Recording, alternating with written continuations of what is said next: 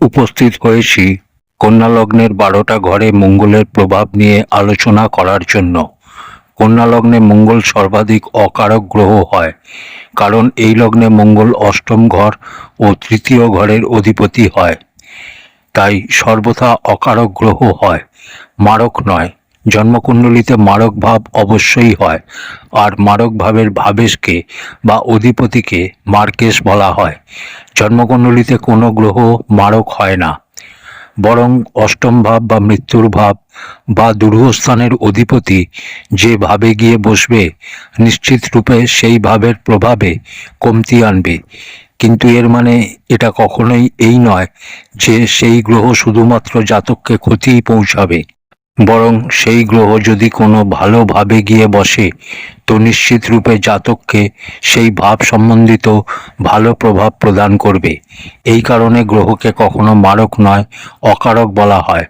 কন্যা লগ্নে মঙ্গল অষ্টমেশ অর্থাৎ মৃত্যু ভাবের অধিপতি হয়। কন্যা লগ্ন হচ্ছে ভূমিতত্ত্বের লগ্ন। কন্যা যে রাশি হয় তা সাম রাশি হয়। জ্যোতিষশাস্ত্র বলে কন্যা লগ্ন এক শ্রেষ্ঠতম লগ্নের মধ্যে এক শ্রেষ্ঠ লগ্ন। এই লগ্নের জাতক সামঞ্জস্য করাতে, ম্যানেজমেন্ট করাতে পারদর্শী হয় জন্মজাত। যে কোনো বাজে ধরনের পরিস্থিতিকে নিজের অনুকূলে করে নেওয়া এদের থেকে ভালো আর কেউ পারে না। আর মঙ্গল হচ্ছে তেজ, মঙ্গল হচ্ছে উৎসাহ, মঙ্গল হচ্ছে পরাক্রম। আমি গ্রহের ফলাফল বলার সময় গ্রহের তৎকালিক মিত্রতা ও তৎকালিক শত্রুতা নিয়ে বলবো। এটা নিয়ে আমার চ্যানেলে ভিডিও বানানো আছে, তাও জানিয়ে রাখি। ধরা যাক কন্যা লগ্নে মঙ্গল লগ্নে বা ব্যক্তিত্বের ঘরে বসেছে, যার অধিপতি হয় বুধ। এবার জন্মকুণ্ডলিতে বুধ যদি লগ্নের সামনের 3টে ঘর অর্থাৎ দ্বিতীয়, তৃতীয় বা চতুর্থ ঘরে বসে, তাহলে মঙ্গলের সাথে বুধের তৎকালিক মিত্রতা হবে। বা বুধ যদি লগ্নের পিছনের 3টে ঘরে হয়, যেমন দ্বাদশ, একাদশ বা দশম ঘরে হয়, তাহলেও মঙ্গলের সাথে তৎকালিক মিত্রতা হবে। আর কুণ্ডলীর বাকি ঘরগুলোয় বুধ থাকলে বুধের সাথে তৎকালিক শত্রুতা হবে। জ্যোতিষশাস্ত্র সম্বন্ধিত নতুন নতুন ভিডিও পেতে চ্যানেলটিকে সাবস্ক্রাইব করার অনুরোধ রইল। এবার জেনে নেওয়া যাক কন্যা লগ্নের 12টা ঘরে মঙ্গল বসে কী রকম প্রভাব দেবে। কন্যা লগ্নের প্রথম ঘরে বসে মঙ্গল কেমন ফল দেবে। অষ্টমেশ মঙ্গল লগ্নে গিয়ে বসলে তাহলে নিশ্চিত রূপে জাতকের নিজের স্বভাবে পরিবর্তন দেখতে পাওয়া যাবে। সমস্যা জাতকের জীবনকালে অনবরত তৈরি হবে, কারণ যেটা বললাম যে অষ্টমেশ হচ্ছে মঙ্গল, আর অষ্টমেশ গিয়ে কুণ্ডলীর লগ্নে গিয়ে বসলে জাতকের জীবনকালে কষ্টকে বৃদ্ধি করে দেবে। প্রথমত জাতক জন্মগত মাঙ্গলিক হবে, আর এরপর প্রতিটা পদে প্রতিটা পদক্ষেপে জাতককে সমস্যার সম্মুখীন হতে হবে। নিজের ক্রোধ, নিজের চিড়চিড়ানি স্বভাব আর নিজের স্বভাবের কারণে জাতক সবসময় ক্ষতির সম্মুখীন হতে পারে। প্রশ্ন উঠতে পারে যে এখানে মঙ্গল বসে শুধুমাত্র ক্ষতিই করবে? উত্তর হচ্ছে বেশিরভাগ ক্ষেত্রেই কষ্ট প্রদান করবে। কিন্তু বুধের সাথে মঙ্গল যদি তৎকালিক মিত্রতায় হয়ে যায়, তাহলে মঙ্গল এখানে পরাক্রমেশ হয়। ফলে জাতকের জীবনকালে কমতি তো থাকবে, সমস্যা তো আসবে, কারণ দুরূহ স্থানের অধিপতি গিয়ে লগ্নে বসেছে, জাতকের ব্যক্তিত্বের সাথে সম্বন্ধ বানিয়েছে। ফলে জাতকের স্বাস্থ্যকে কমজোর করবে, নিশ্চিত জাতককে চিড়চিড়ানি স্বভাবের বানাবে, নিশ্চিত জাতককে সমস্যায় ফেলবে, নিশ্চিত রূপে জাতকের জীবনে যে কোনো কাজ শেষে গিয়ে পণ্ড হবে। কিন্তু এই মঙ্গল যদি বুধের সাথে তৎকালিক মিত্রতা বানায়, তাহলে সেই অবস্থায় মিত্র রাশিস্থ হবে। আর সেই ক্ষেত্রে বলা যেতেই পারে জাতককে কিছু ক্ষেত্রে লাভ অবশ্যই প্রদান করবে। সেই ক্ষেত্রে জাতকের কাজ সম্পন্ন হবে, পরাক্রমের দ্বারা জাতক নিজের কাজ সম্পন্ন করে নেবে, পরাক্রমের দ্বারা জাতক জীবনে সফলতা অর্জন করবে। এখান থেকে মঙ্গলের চতুর্থ দৃষ্টি চতুর্থ ঘরে অর্থাৎ জমি, বাড়ি, গাড়ি, সুখের ঘরে পড়বে। ফলে জমি, বাড়ি, গাড়ি সম্বন্ধিত সমস্ত সুখ জাতককে প্রদান করবে। পুনরায় বলছি, প্রথমে কষ্ট অনুভব হবে, পরে গিয়ে সুখ প্রাপ্ত হবে। আর এখানে মায়ের সাথে সম্বন্ধকে খারাপ করবে। সপ্তম দৃষ্টি সপ্তম ঘরে পড়বে, ফলে দাম্পত্য জীবনের শুরুর দিকে কিছু সমস্যা তৈরি করবে। কিন্তু পরে গিয়ে ধীরে ধীরে সম্পর্ক ঠিক হয়ে যাবে। এরকম জাতকের বিবাহ কুণ্ডলী মিলিয়ে করা উচিত। অষ্টম দৃষ্টি অষ্টমভাবে দেবে, যা নিজেরই রাশি, ফলে আয়ু আধ্যাত্মর বৃদ্ধি করাবে। কিন্তু পীড়িত হলে ব্রণ, ঘা, রক্ত সম্বন্ধিত সমস্যা জাতকের হবে। ছোট ভাই বোনের সাথে জাতকের সম্বন্ধ খারাপ হবে। কিন্তু পীড়িত না হলে এই সমস্ত জিনিস অনেক কম পরিমাণে জীবনকালে আসবে। এই লগ্নে মঙ্গল অকারক হয়, তাই কন্যা লগ্নের জাতকদের পড়া থেকে বিরত থাকা উচিত। কারণ মঙ্গলের রত্ন ধারণ করলে নিশ্চিত রূপে অষ্টম ঘরের বল বৃদ্ধি হবে। এবার যদি মঙ্গল এমন কোনো ভাবে বসে, তার সাথে যদি শনি অথবা রাহুর দৃষ্টি এই অষ্টম ঘরে পড়ে, তাহলে চোট, আঘাত, দুর্ঘটনার সম্ভাবনাকে আরও বাড়িয়ে দেবে। তাই রত্ন না পড়াই শ্রেষ্ঠ। কন্যা লগ্নের দ্বিতীয় ঘরে বসে মঙ্গল কেমন ফল দেবে? কুণ্ডলীর দ্বিতীয় ভাবে এসে মঙ্গল বসলে অষ্টমে শয়ে দ্বিতীয় ভাবে বসে নিজের সপ্তম দৃষ্টিতে অষ্টম ভাবকে দেখবে। এবার এখানে অষ্টমে শয়ে দ্বিতীয় ঘর বা ধন ভাবে হওয়া, যা শুক্রের রাশি, আর শুক্রের সাথে যদি তৎকালিক মিত্রতা হয়ে যায় মঙ্গলের, তাহলে কোনো সমস্যা নেই। কিন্তু এরপরেও জাতক বাদ বিবাদে ফেঁসে যাবে। জাতকের নিজের অচল সম্পত্তি নিয়ে, পৈতৃক সম্পত্তি নিয়ে ঝেলতে হতে পারে, সমস্যা হতে পারে। জাতকের নেত্র সম্বন্ধিত সমস্যা হতে পারে। জাতকের বাণী খুব কঠোর হবে, আর এর জন্য জাতককে সমস্যার সম্মুখীন হতে হবে। এর কারণে কোথাও না কোথাও সম্মানহানির সম্ভাবনাও তৈরি হতে পারে। নিজের বাণীর কারণে জাতককে ক্ষতির সম্মুখীন হতে হবে। ধনভাবে বসে মঙ্গল চতুর্থ দৃষ্টিতে পঞ্চম ভাবকে দেখবে, সপ্তম দৃষ্টিতে অষ্টম ভাবকে দেখবে, আর অষ্টম দৃষ্টিতে ভাগ্য ভাবকে দেখবে।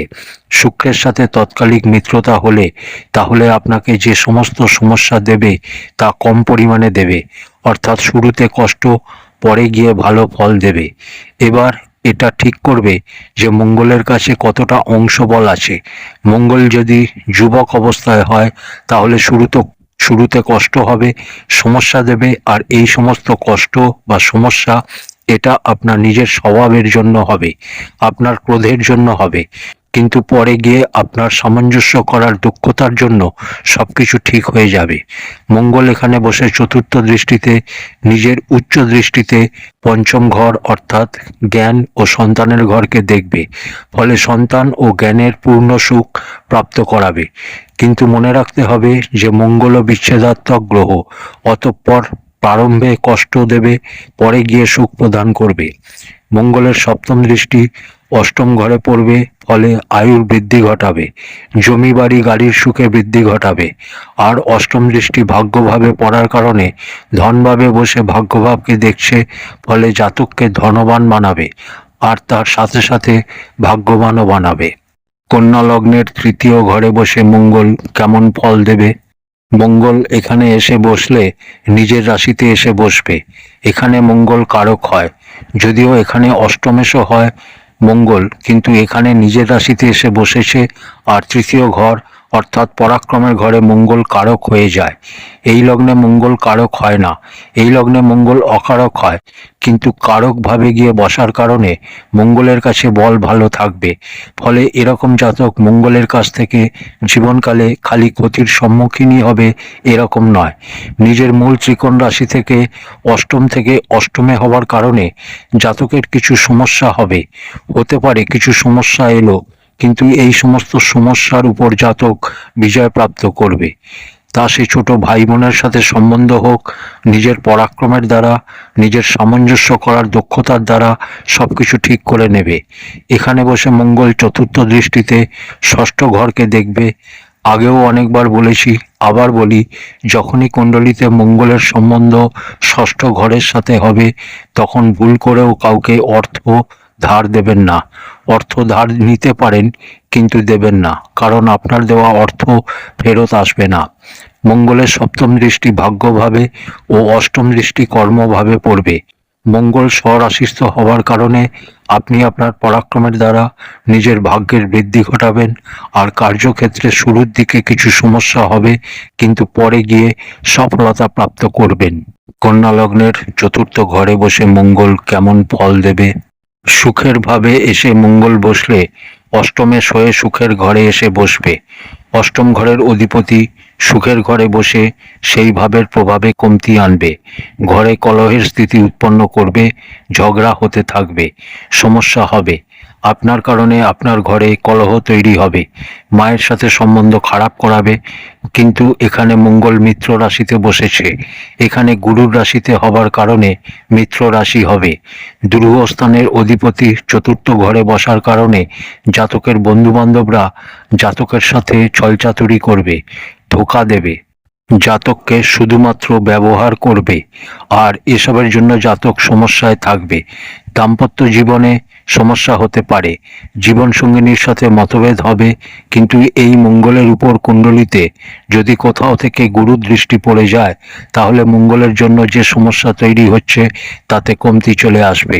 চতুর্থ ভাব সম্বন্ধিত সমস্যাতে কমতি চলে আসবে।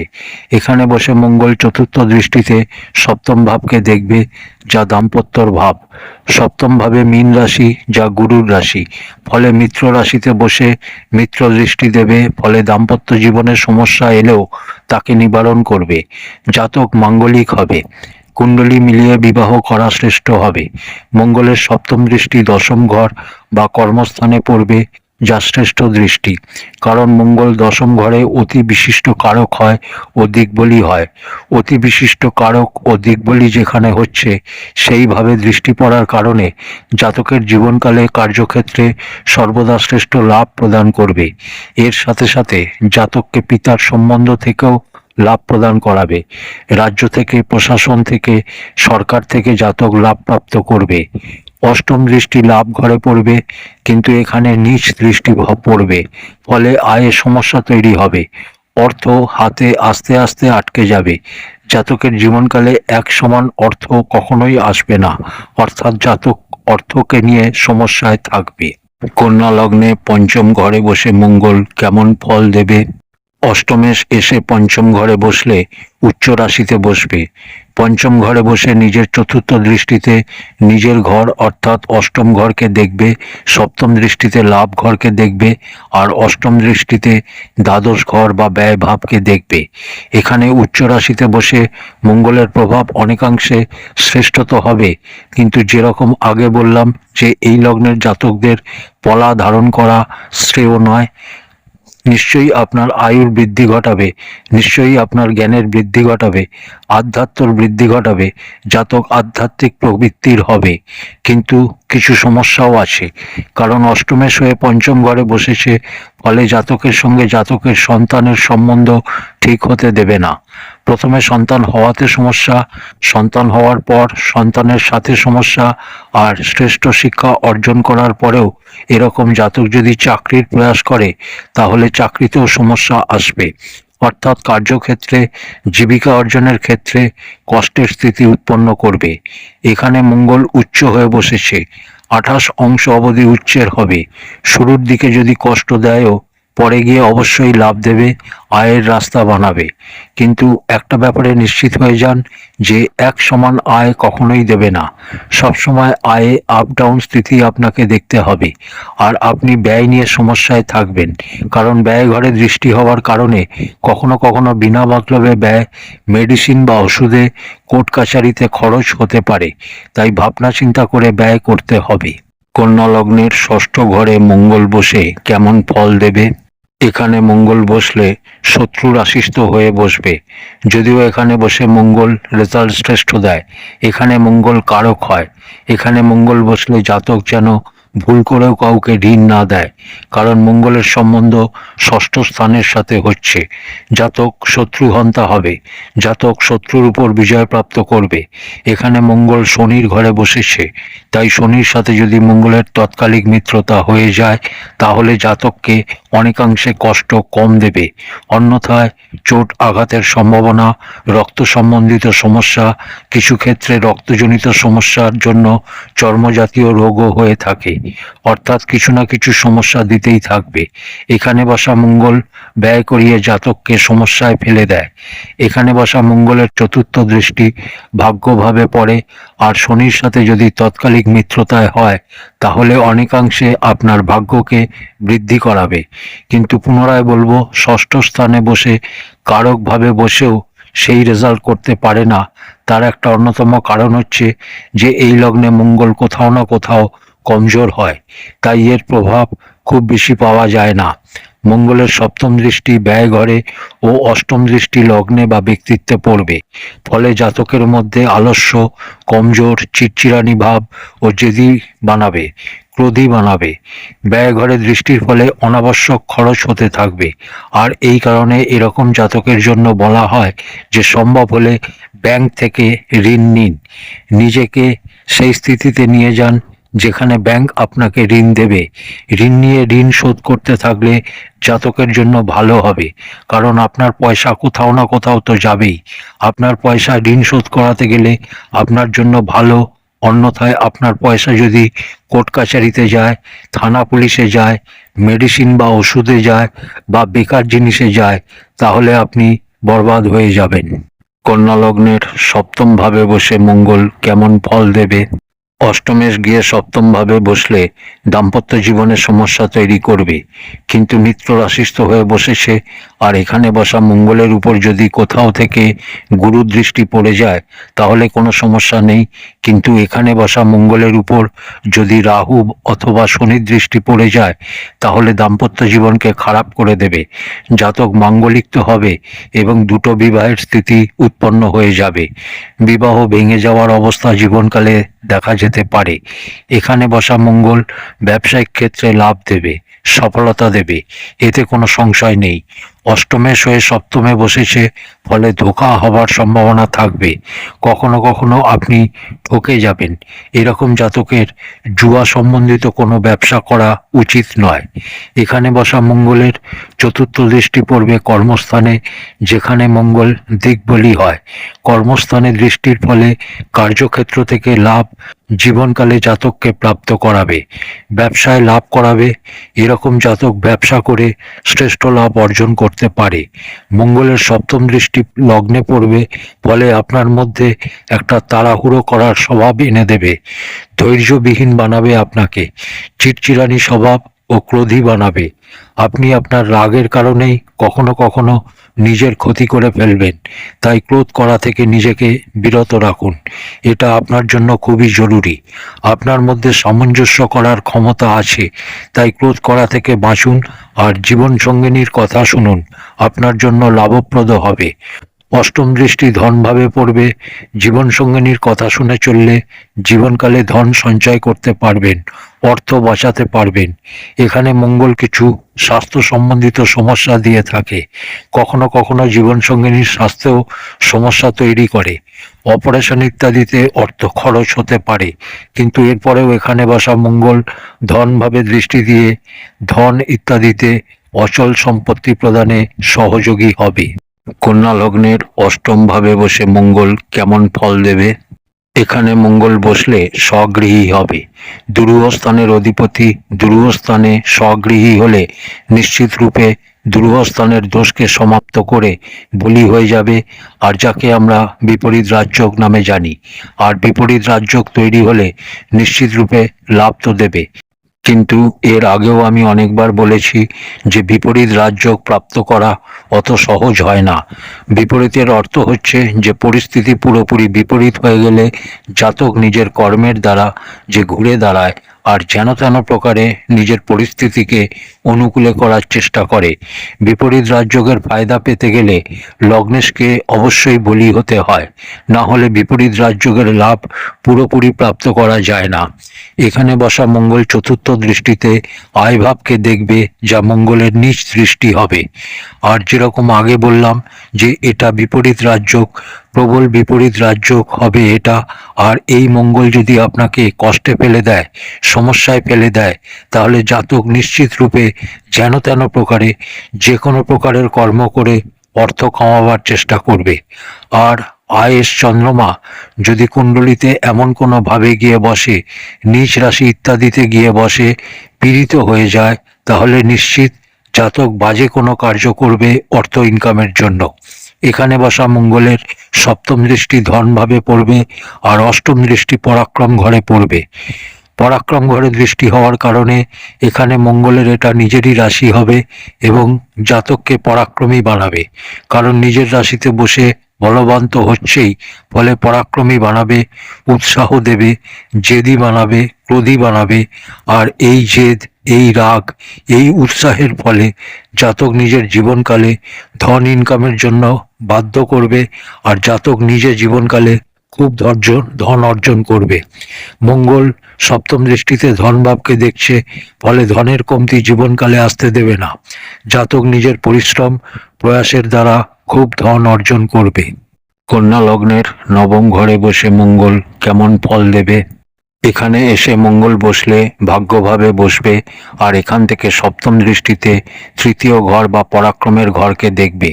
মঙ্গল পাপ গ্রহ, আর ভাগ্যভাবে পাপ গ্রহ বসে অত্যন্ত ভালো ফল দেয়।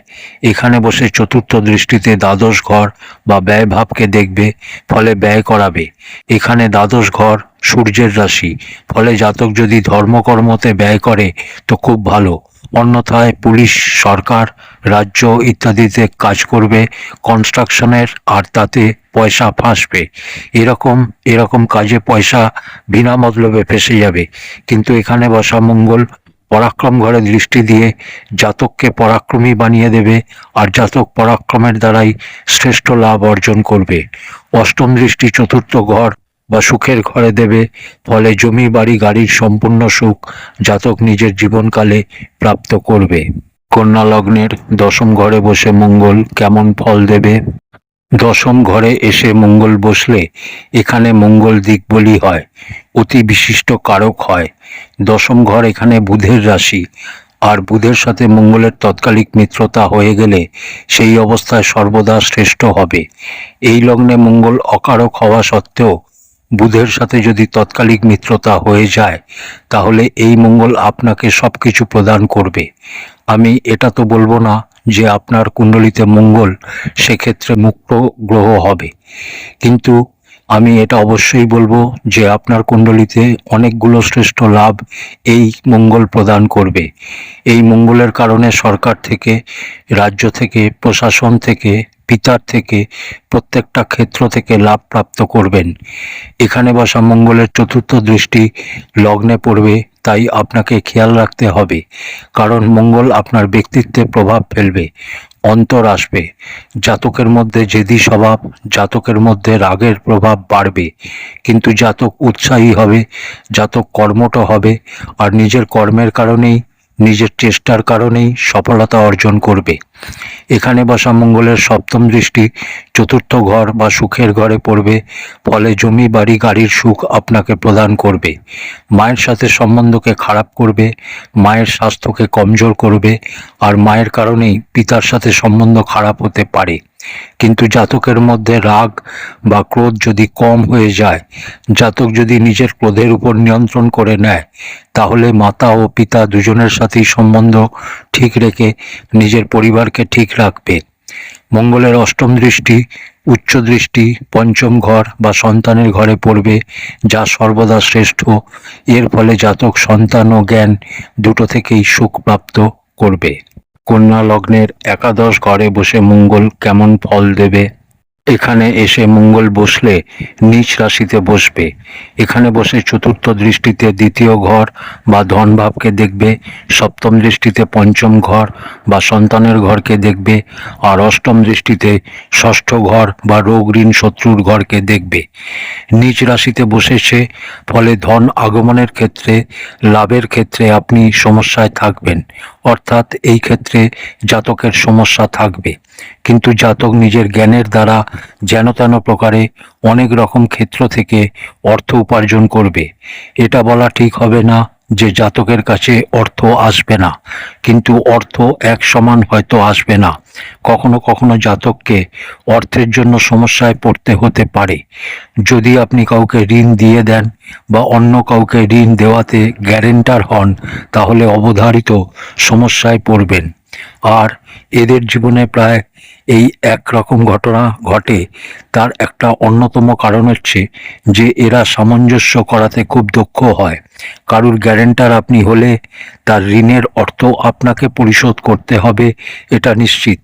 এখানে মঙ্গলের দৃষ্টি ধনভাবে পড়েছে, তাই ভুলেও জীবনে এরকম ধরনের ভুল করবেন না, না হলে আপনার সম্পত্তি বরবাদ হবে।